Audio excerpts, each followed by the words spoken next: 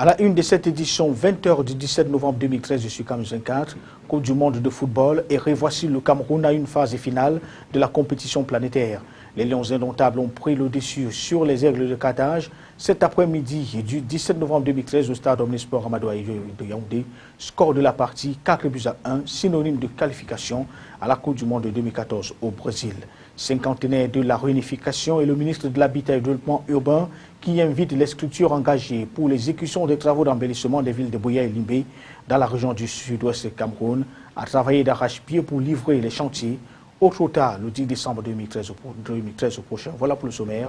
Les détails, à tout de suite. Bienvenue au journal et merci de rester sur Camus 24. Merci encore de choisir de toujours vous informer par le biais de ce canal.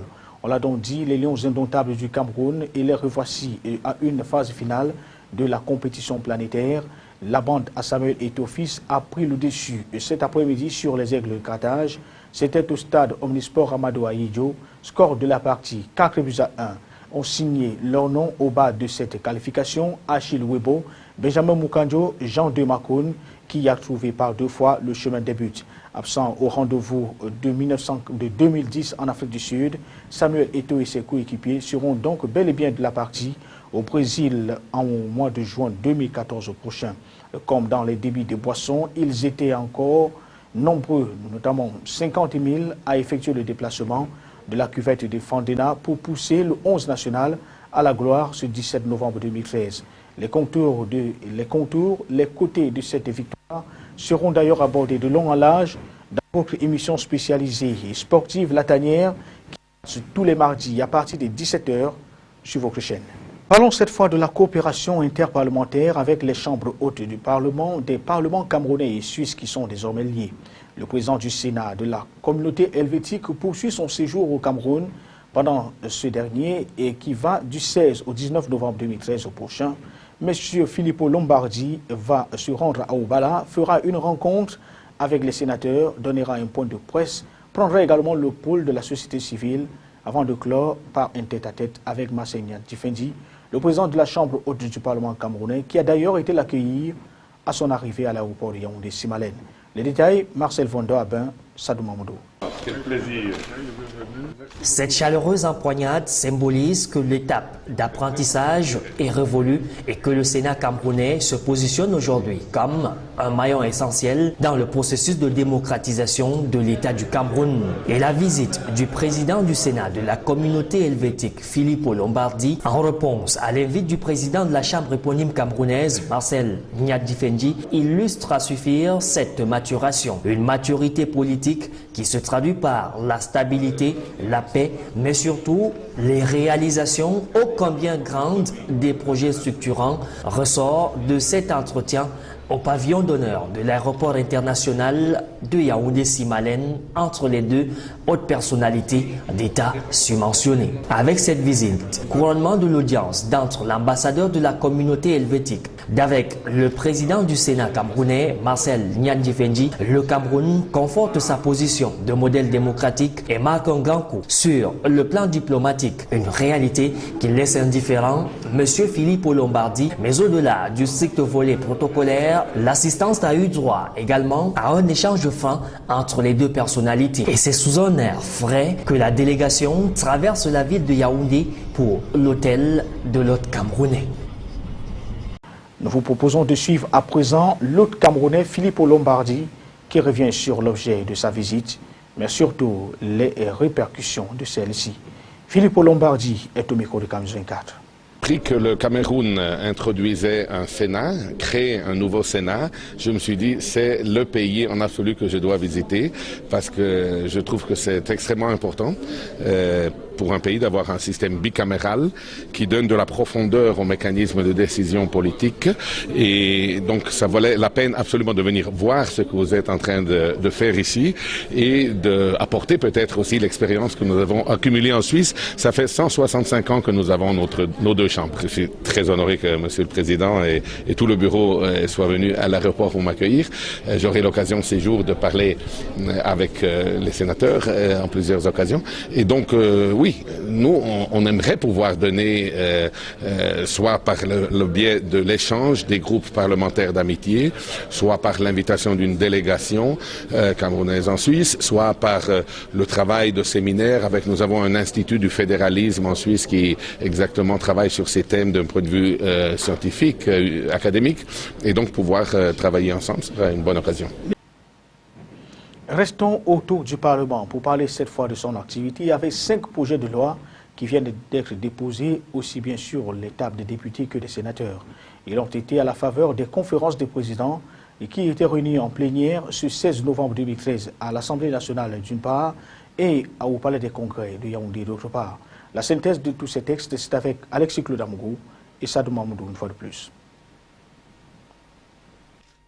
5 au total, ces textes sont pour plus de concision. Projet de loi autorisant le chef de l'État, son Excellence Paul Biya, à ratifier l'accord relatif à l'adhésion du Cameroun au Forum sur l'administration fiscale africaine, de la loi portant sur la Convention de Kyoto, du projet de loi portant prorogation des délais d'exécution des projets relevant du budget d'investissement public, tout comme les délais de l'exercice en cours. Si ces dispositions trouvent leur mobile dans la faiblesse de l'exécution physico-financière des budgets d'investissement public, d'où l'urgence pour ces élus de la nation de réviser les clauses de l'article 26 de la loi portant régime financier de l'État du Cameroun. Avec ces nouvelles dispositions, les délais passent du 30 novembre au 31 décembre 2013. L'arrêt des ordonnancements, quant à lui, passe au 31 janvier 2014 au lieu de 31 décembre 2013. Aussi, le gouvernement camerounais, dans ses rapports avec la Banque mondiale, peut se permettre d'aller au-delà du plafond du pourvoyeur des fonds, le MINFI, des dispositions qui permettent le financement par le truchement des partenaires au développement du Cameroun, des programmes de gestion et maîtrise des inondations pour le grand bonheur des populations des régions septentrionales. Cette mise en branle de cette reine de bataille camerounaise, la réalisation des projets structurants Lompanga, Kribi, Limbé, Douala, l'axe routier, Yaoundé-Simalène entre autres. Mais cet autre arrêt de la vie politique de la nation marque également un point d'honneur sur le projet d'adduction en eau potable de la ville aux 7 collines.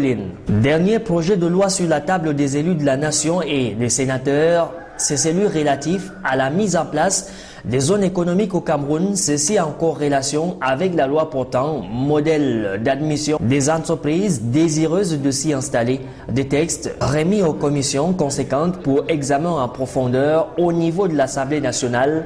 Quant à la représentation haute du Parlement camerounais, entendez le Sénat, les textes ont reçu l'aval de la conférence des présidents puis remis en plénière aux sénateurs. Reste donc l'onction présidentielle. C'était l'autre titre à l'ouverture de cette édition d'information, édition 20h du 17 novembre 2013, je suis Kamuzin 4. Cinquantenaire de la réunification et le ministre du Développement urbain et de l'Habitat qui invite les structures engagées pour l'exécution des travaux d'embellissement des villes de Buea et Limbé dans la région du sud-ouest Cameroun à travailler d'arrache-pied pour livrer les chantiers au trop tard le 10 novembre pour ceux passés et entamés avant la saison des pluies et au plus tard le 10 décembre 2013 pour ceux complémentaires. Jean-Claude Boinchou leur a fait cette recommandation au cours de sa descente sur le terrain cette semaine à Buea.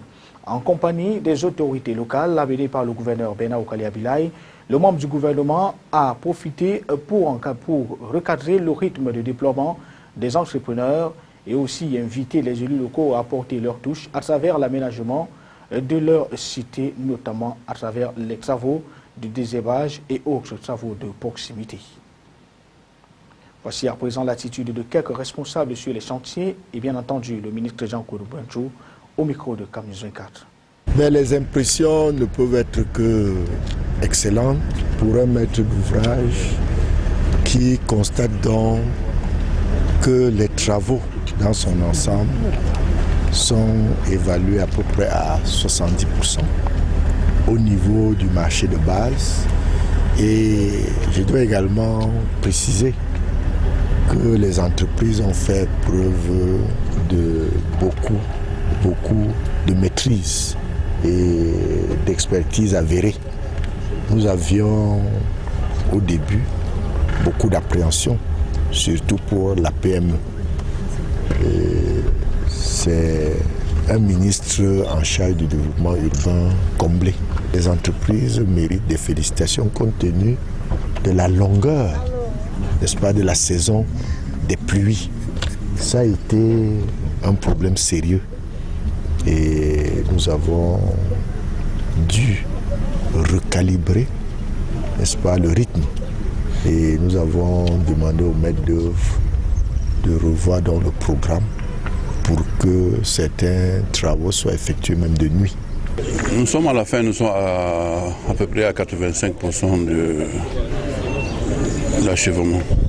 On va finir avant la fin du mois. Il y avait des obstacles qui ont tardé un peu. Il y avait la pluie, les 3 mois de la pluie. Il y a la production de l'avenant qui a pris un peu de temps. Mais maintenant tout marche bien, on va finir à temps. Parlons un peu de religion dans cette édition d'information avec l'évêque du diocèse de Bolova et administrateur apostolique de l'archidiocèse de Yaoundé qui invite les chrétiens à une foi vivante en Dieu et à une nouvelle évangélisation. Monseigneur Jean Barga a lancé cette exhortation lors de la messe pontificale qu'il a présidée ce dimanche 17 novembre 2013 au stade municipal de la ville de Bolova et c'était à l'occasion de la clôture de l'année de la foi dans son diocèse. Cette célébration a connu la participation de plusieurs personnalités et autres autorités administratives de la région conduite par le gouverneur du Sud. Reportage, lui de Gonzanga, Kanchpanda, Binto Akoum pour le récit. La tribune du stade municipal de Bolova s'est avérée assez étroite pour contenir la masse des chrétiens catholiques venus des 4 coins du diocèse pour exprimer leur fidélité à Dieu à l'occasion de cette messe pontificale dite à l'occasion de la clôture de l'année de la foi. À chacune des 22 paroisses présentes, l'évêque a remis une bougie allumée, symbole de leur engagement vers la nouvelle évangélisation qu'il appelle de tous ses voeux. Dans cette démarche vers la communion avec Jésus-Christ, il s'agira pour le chrétien de confier sa vie à Dieu, de lui rester fidèle et de s'adonner aux œuvres de charité, mais aussi de se former pour avoir une foi mûre qui grandit sans cesse. Au cours de son homélie tirée de l'évangile de Luc, l'administrateur apostolique de l'archidiocèse de Yaoundé a demandé aux chrétiens de tourner le dos aux pratiques ancestrales païennes, aux cercles ésotériques et aux idéologies contraires aux valeurs du christianisme. Tout au long de cette année de la foi décrétée par le pape émérite Benoît XVI en octobre 2012 et en marge des rassemblements de prière, des rencontres de réflexion et des pèlerinages à vocation spirituelle, le diocèse de Bolova a publié un livre intitulé « Sur la vérité de la foi ». À l'étranger, dans cette édition d'information au Nigeria, l'ex-otage français Francis Colombe, libéré après avoir réussi à s'échapper de ses geôliers. Pendant ce temps en Israël, François Hollande, qui y est pour une visite d'État, assure qu'il ne cédera pas sur la prolifération nucléaire. La mouture de l'actualité internationale, c'est avec la rédaction de C24. Francis Colombe libéré, c'est ce qu'a annoncé François Hollande, le président français. Retenu en otage au Nigeria depuis décembre 2012, il se serait enfui à l'occasion d'une opération de l'armée nigériane contre le groupe islamiste Boko Haram. Le chef de l'État a exprimé toute sa gratitude aux autorités nigérianes pour son action décisive et a demandé à Laurent Fabius de se rendre sur place pour accueillir l'ex-otage. Un groupe islamiste avait revendiqué l'enlèvement, invoquant notamment le rôle de la France au Mali. François Hollande a assuré à son homologue israélien Shimon Peres que la France ne céderait pas sur la prolifération nucléaire à quelques jours des nouvelles négociations avec l'Iran. En visite d'État en Israël, le président français va également évoquer le processus de paix israélo-palestinien dans l'impasse qui est en train de relancer les relations économiques et commerciales. Les Chiliables étaient aux urnes ce 17 novembre pour l'élection présidentielle. L'ex-dirigeante Michelle Bachelet fait figure de favorite et pourrait l'emporter dès le premier tour. Elle est créditée à moins de 47% des intentions de vote, loin devant les 8 autres candidats, dont la principale rivale, la conservatrice Evelyne Mattei. Un jeune homme de 18 ans tué par balle à la sortie d'un café dans les quartiers nord de Marseille ce 17 novembre à l'aube. La victime n'était pas connue des services de police, à l'exception d'une infraction mineure au code de la route. Selon une source policière, l'hypothèse d'un nouveau règlement de compte sur fond de trafic de stupéfiants est à écarter à ce stade. Avalanche de commandes lors du premier jour du salon aéronautique de Dubaï. Les compagnies du Golfe ont dépensé plus de 100 milliards de dollars, en particulier Emirates, qui a jeté son dévolu sur le futur 777X de Boeing avec une commande de 155 avions. Airbus n'est pas en reste. 50 A380 d'une valeur de 20 milliards de dollars ont été achetés par Emirates. À retenir de cette édition d'information, Coupe du monde de football, et revoici le Cameroun à une phase finale de la compétition planétaire. Les Lions indomptables du Cameroun ont pris le dessus sur les Aigles de Carthage cet après-midi au stade Omnisport Amadou Ahidjo-Yaoundé. Yaoundé. 4 buts à 1, synonyme de ticket final et qualificatif pour la Coupe du monde 2014 au Brésil.